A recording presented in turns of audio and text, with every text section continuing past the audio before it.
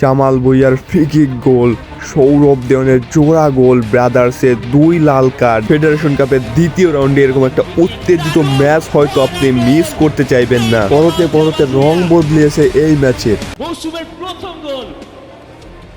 What a moment!